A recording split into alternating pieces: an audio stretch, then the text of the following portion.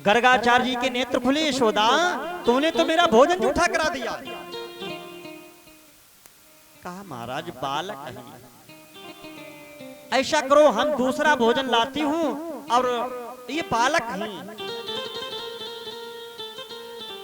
दूसरी थाल लेकर के आए, आपकी 12 महीने कोठरी बंद कर देंगी। कोठरी बंद कर दिया, थाल लेकर के महाराज गर्गाचार्य जी को दूसरी ला करके दी।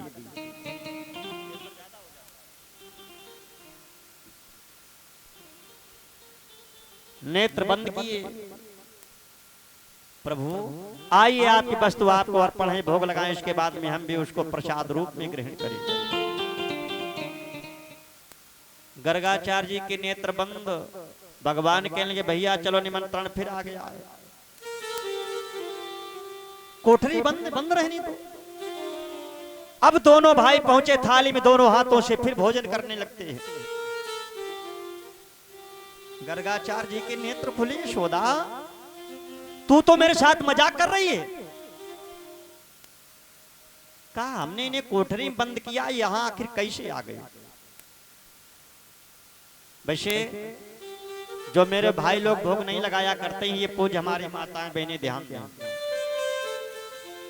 जब आप लोग भोजन बनाया करो तो वहीं पर अग्निदेव का आप लोग ही भोग लगा दिया करो, क्योंकि अन्य देवता होता है, भोग लगाना परम आवश्यक है। पहले हमारे हिंदुओं में एक नियम था, जब माताजी भोजन बनाया करती थी तो सबसे पहले छोटी सी रोटी किसके लिए बनाते थे? गाय के लिए। छोटी सी रोटी माताजी सबसे पहले गाय के लिए बनाया करती थी, और अंत में बड़ी सी रोटी बनाती थी कुत्ते के लिए। लेकिन भैया अब नियम बदल गया।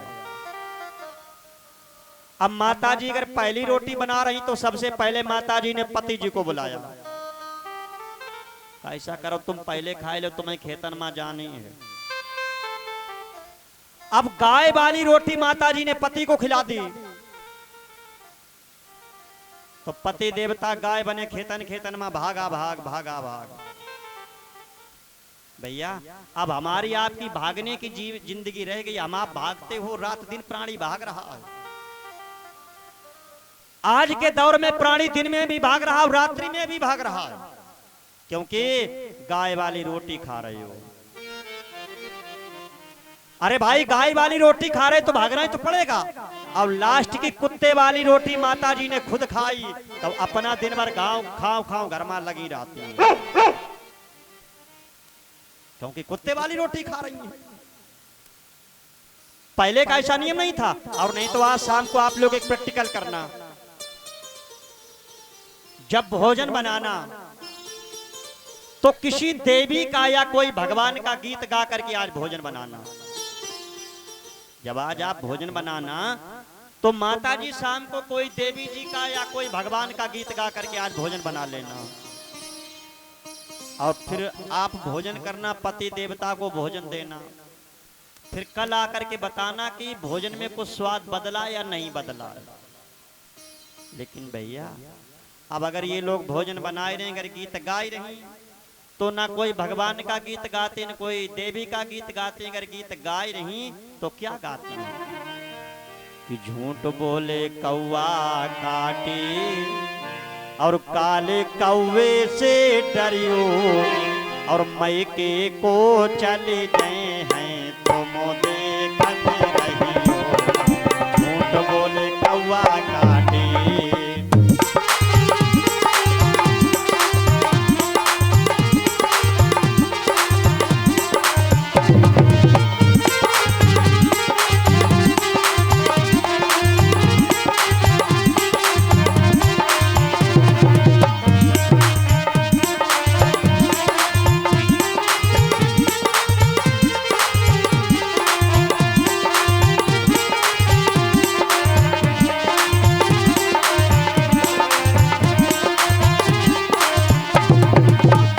बोले कौवा काटी काले कौए से डरियो, मैके को चले गए हैं तुम देखते रहियो। झूठ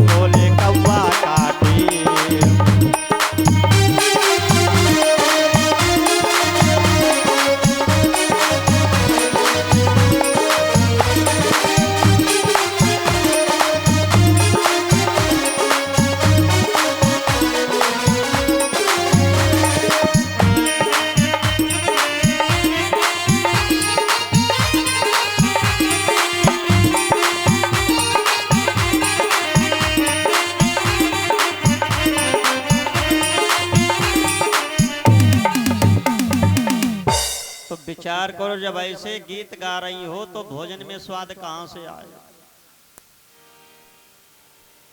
मैया यशोदा ने जिस समय भोजन ला करके दिया, नेत्र बंद किए, भोग लगाना आवश्यक है। दोनों भाई पहुंचे, थाली में दोनों हाथों से भोजन कर रहे। गर्गाचार्य जी ने देखा, क्रोध आ गया। यशोदा, तू तो बार बार पुत्रों को छोड़ करके मेरे साथ मजाक कर रही है। कहा बाबा, हमने ने कोठरी बंद किया, यहां आखिर कैसे आए। मैया यशोदा ने इस समय कोठरी में झांक करके देखा तो दोनों भाई एक कोने में खड़े सिसक सिसक करके रो रहे हैं। थाली की तरफ देखती तो दोनों भाई दोनों हाथों से भोजन कर रहे। बाबा, क्या मैं स्वप्न देख रही हूं? अरे मेरे लाला तो अंदर खड़े रो रहे। गर्गाचार्य जी ने देखा तो जाकर के क्या देखा, यहां वहां दुई बालक देखा और मरत भ्रम मोर के आन बिशेखा। क्या देखा? कोठरी के अंदर और थाली के पास। गर्गाचार्य जी समझ गए तो साधारण बालक नहीं, ब्रह्म का अवतार है। अरे यशोदे, जिस थाली में इन्होंने पहले भोजन किया था वही मुझे थाली ला करके दे दो, मैं तो वही भोजन करूंगा। भोजन किया। कभी ब्राह्मण को भोजन कराना तो चाहे 2 तुलसी के पत्र ही दे देना, लेकिन दे देना। गर्गाचार्य जी का बड़ा सम्मान करके विदा किया। इधर जिस समय गर्गाचार्य जी वापस आए हैं, शने शने धीरे धीरे समय बीत रहा। वेद व्यास जी ने भागवत पुराण पर लिखा है, एकदा क्रीड़ा मानास्ते रामाध्या गोपदारिका कृष्णो मृदम भक्षिता अम्बो शर्वे मिथ्या विशंसिना।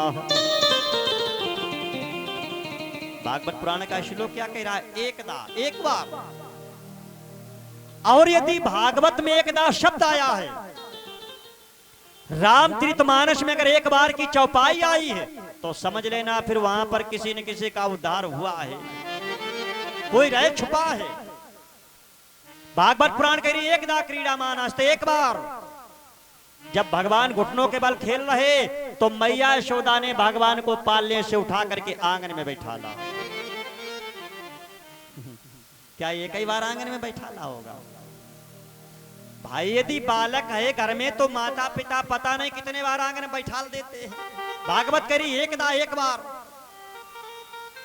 जब भगवान को आंगन में बैठाला तो प्रभु आंगन में खेल रहे। खेलते खेलते प्रभु के हाथ में मिट्टी का ढेला पड़ गया।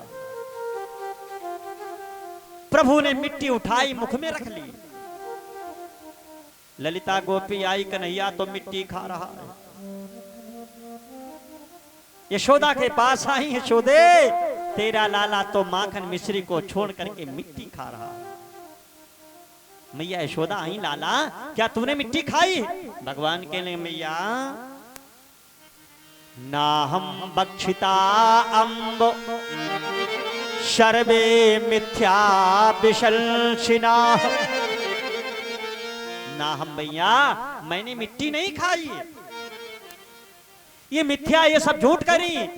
कहा लाला अगर तूने मिट्टी खाई नहीं तो फिर अपना मुख खोल करके दिखला।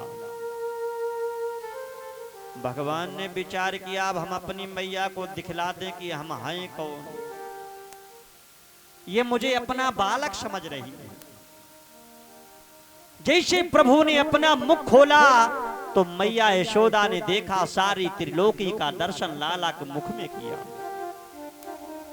यशोदा भी अपने लाला के मुख में बैठी है। क्या मैं स्वप्न तो नहीं देख रही हूं? नेत्र बंद करती, खोल करके देखती, मैं भी अपने लाला के मुख में बैठी हूं। भगवान ने माया को बुलाया, माया अब मैया पर ऐसा पहरा कर दो मेरी मां ये समझ ना पाए कि मैंने लाला के मुख में देखा तो क्या देखा है। मैया यशोदा को ऊपर माया ने पहरा कर दिया। भगवान ने अपना मुख बंद करके फिर मैया मैया कह करके पुकारने लगते। इधर शनि शनि और समय बीता। भगवान ने सबसे पहले अपने 3 मित्र बनाए थे। कौन कौन से मित्र बनाए? मनसुखा। मनसुखा का मतलब जो मन के आपको आपके मन को सुख दे, जो मन को सुख देने वाला हो, ऐसा मित्र था मनसुखा। श्री दामा, श्री माने सुंदर, दामा माने नीति, जो सुंदर नीतियों पर चले और सुंदर नीतियों पर चलाए। दारुक, जीवन में किसी प्रकार का दुख आ जाए, हर दुख में साथ देने वाला हो। मित्र बनाना चाहिए, लेकिन मित्रता करना तो परीक्षित जी मित्र के दुख में साथ देना। पहले तो मित्रता ही मत करो, और अगर आपने मित्रता किए तो मित्र के साथ में उसके दुख में भी साथ देना। अगर साथ नहीं दिया तो आप रामचरित मानस उठाए, मानसकार ने क्या लिखा है? जे ना मित्र दुखे होई दुखारे, और तिन्हीं बिलोकत पातय को भारी। अगर आपने मित्रता की, मित्र के दुख में साथ नहीं दिया तो पातक भारी पाप लगेगा। उमा का मैं अनुभव अपना, हम आपको आप अपने अनुभव की बात बतलाएं। परीक्षित जी दी आज मित्र बनाना तो केवल अपने भाई को ही मित्र बना लेना, क्योंकि आज का मित्र मित्र ही नहीं रहा है। सुख के सब साथी, दुख में ना कोई। अगर सुख है तो तुम्हारा साथ देंगे, अगर दुख पड़ जाएगा तो आज का मित्र तुम्हारा साथ छोड़ देगा। मित्र कब बनेंगे? देखा पैसा ज्यादा है, मित्र हो गए। परीक्षित जी कभी प्रतिकल करना, अगर पैसा जब कम होगा तो फिर कौन हो जाएंगे? वही दोस्त। पहले मित्र बनेगा, पैसा जब कम होगा फिर दोस्त हो जाएगा। दोस्त का मतलब समझते हो? और दोस्त की हम आपको पहचान बतला दें, जो आपके दरवाजे पर प्रतिदिन आकर के बैठने लगे और ये कहे कि देखो आज के समय किसके पास कहां समय है, लेकिन हम तुमसे ज्यादा प्रेम मान रहे इसलिए तुम्हारे पास में आए रहे। भैया, यदि जो प्राणी आपके दरवाजे पर प्रतिदिन आकर के बैठने लगे तो समझ लेना आपकी 2 वस्तुओं में 1 वस्तु ले जाएगा। या तो परीक्षित जी आपका धन लेगा और नहीं तो धर्म लेगा, और इतने आप पर दोष लगाएगा, दोष लगा करके फिर आपका बाद में त्याग कर देगा। क्योंकि राधे श्याम रामायण पर राधे श्याम जी क्या लिख रहे हैं कि आराम के साथी लाखों ही, और जब वक्त तो पड़ा तब कोई नहीं।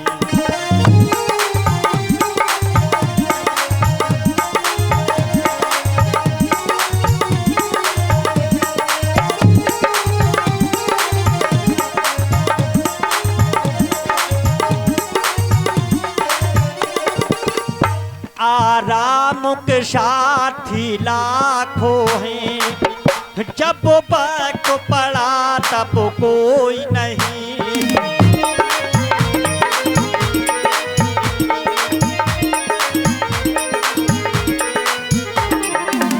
सब दोस्त हैं अपने मतलब के, सब दोस्त हैं अपने मतलब के, दुनिया में किसी का कोई नहीं।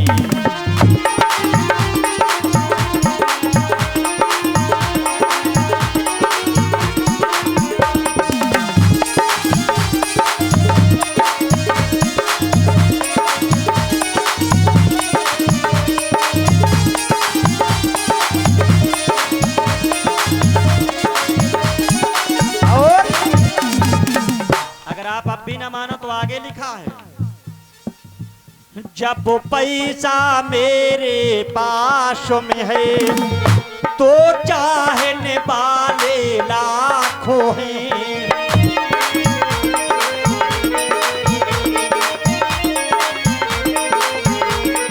भैया अब पैसा मेरे पास नहीं, अब पैसा मेरे पास नहीं, दुनिया में हमारा कोई नहीं।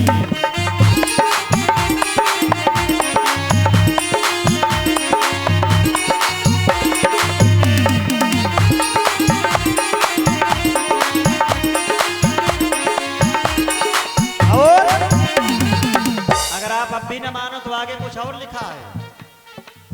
सुल्तान जहां मासूक जो थे, सुने हैं बड़े मरघट उनके।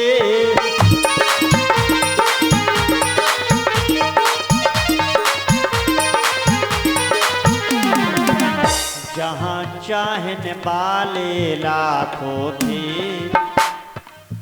जहां चाहने वाले लाखों थे, वहां रोने वाला कोई नहीं।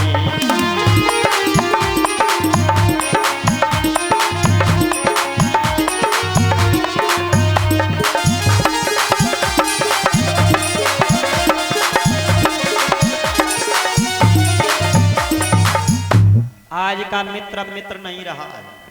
कम कर दो थोड़ी आवाज। भगवान ने अपने 3 मित्र बनाए। मनसुखा, मन को सुख देने वाला मनसुखा। भगवान ने माखन चोरी लीला की। आज हमारे भाई लोग कहते पंडित जी भगवान ने भी तो चोरी की है। समरथ को नहीं दोष गुसाई, और रवि पावक सुरसर की नाही। वो तो समर्थवान थे।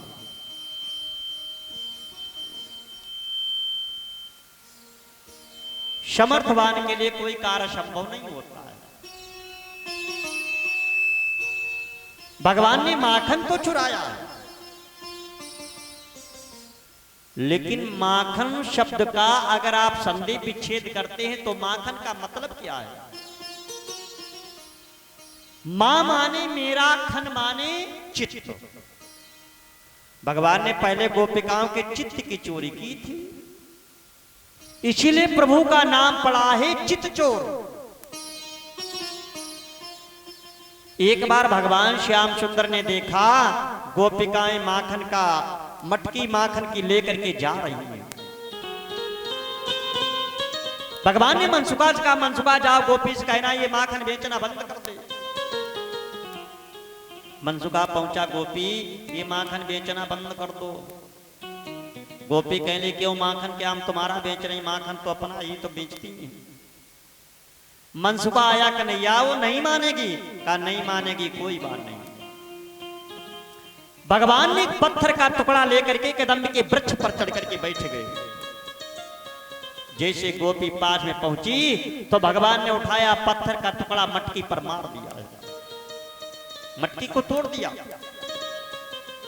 गोपी कहने के नैया तूने मेरी माखन की मटकी तोड़ी, मैं जाकर के बाबा आनंद से तेरी शिकायत करूंगी, इतनी पिटाई लगाऊंगी, इतनी पिटाई लगवाऊंगी। कन्हैया सुनो कि नंद बाबा से करूंगी और शिकायत तेरी अभी। नंद बाबा से करूंगी शिकायत तेरी अभी। नंद बाबा से करूंगी शिकायत तेरी अभी।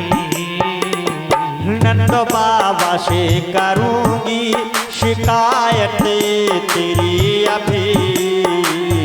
नंद बाबा से करूंगी शिकायत तेरी अभी।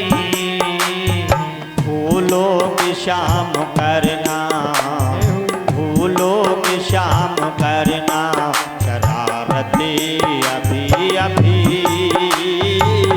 लोग जान कर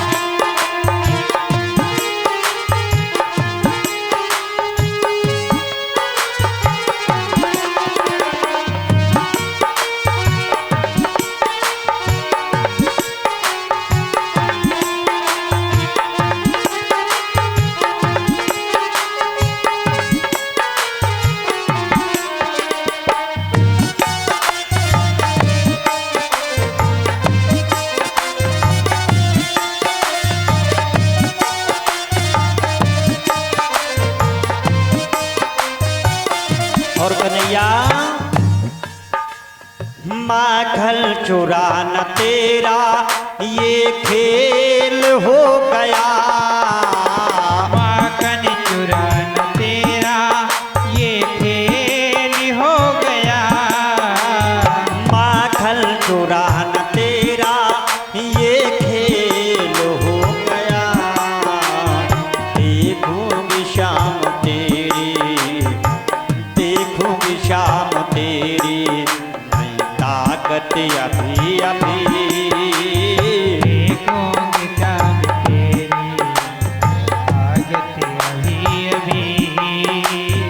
नंदबावती करूंगी शिकायतें तेरी अभी। हरि बोल।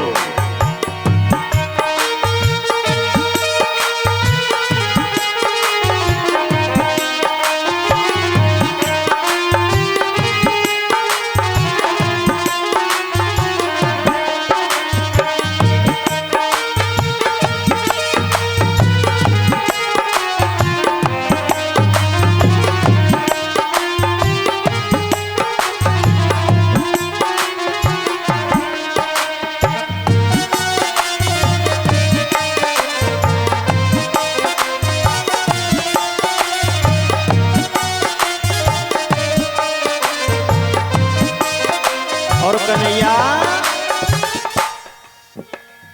पर जोरी मुझसे करता सखियों के बीच में। पर जोर मुझसे करता सखियों के बीच में। पर जोरी मुझसे करता सखियों के बीच में। ठहरो निकल जाएगी, ठहरो निकल जाएगी बनावटी तेरी अभी। ठहरो निकल जाएगी बनावटी तेरी अभी। नंदबावती करूंगी शिकायतें तेरी अभी। नंदो बाबा से करूंगी शिकायतें तेरी अभी। फूलों शाम करना, फूलों के शाम करना शरारती अभी अभी। फूलों के शाम करना अभी अभी। नंदबावती करूंगी शिकायतें तेरी अभी। नंदबावती करूंगी शिकायतें तेरी अभी। नंदबावती करूंगी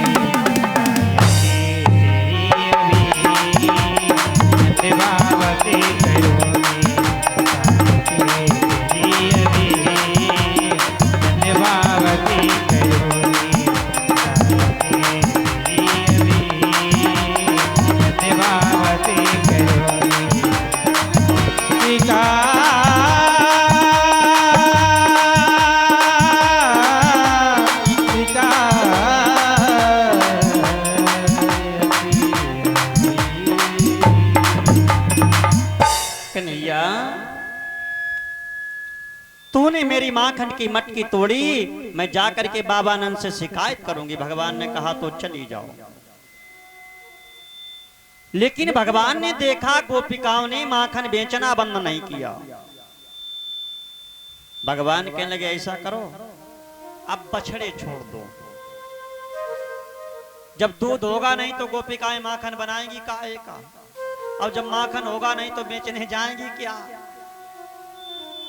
अब शाम को बछड़े छोड़ रहे हैं। फिर भी जो दूध बच जाता गोपिकाएं उसी का माखन बना करके चली जाती। एक दिन भगवान ने कहा ऐसा करो, इनके घर से ही माखन चुराना शुरू करो। ठीक है कन्हैया, लेकिन ये बतलाओ कि चोरी करोगे कहां से।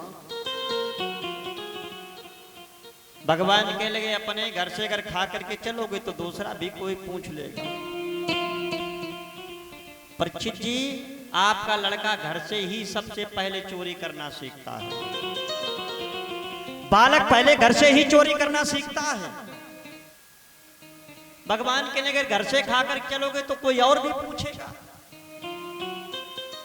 मनसुखा के लला कन्हैया